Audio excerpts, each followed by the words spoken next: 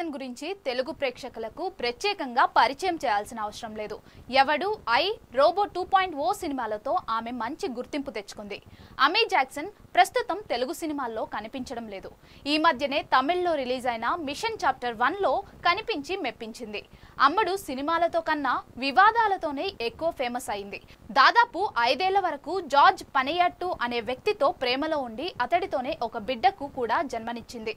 ఇక బిడ్డ పుట్టాక ఈ జంట పెళ్లి చేసుకుంటారు అనుకునే లోపే బ్రేకప్ చెప్పి షాక్ ఇచ్చారు. అయితే ఈ బ్రేకప్ తర్వాత అమీ కొడుకును చూసుకుంటూ కొన్నేళ్లు ఒంటరిగానే ఉండిపోయింది.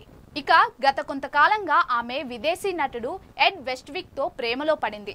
వీరిద్దరూ చెట్టాపట్టాలు వేసుకుని కెమెరా ముందు కనిపించడం మొదలుపెట్టారు. అయితే అమ్మడు మొదటి ప్రియుడిలానే రెండో ప్రియుడితో కూడా రిలేషన్ లో ఉండి మరో బిడ్డను కంటుందా లేక పెళ్లి చేసుకుంటుందా అనే అనుమానాలు తలెత్తాయి. అయితే తాజాగా ఎడ్ వెస్ట్విక్ ఆమెకి ప్రపోజ్ చేశాడు. అందమైన మంచు కొండల మధ్య చుట్టూ బంధుమిత్రుల సమక్షంలో కాళ్ళు వంచి అమీకి రింగ్ ఇచ్చి ప్రపోజ్ చేశాడు. అమీ కూడా ఓకే చెప్పింది. త్వరలోనే వీరి పెళ్లి ఉండబోతోందని వార్తలు వినిపిస్తున్నాయి.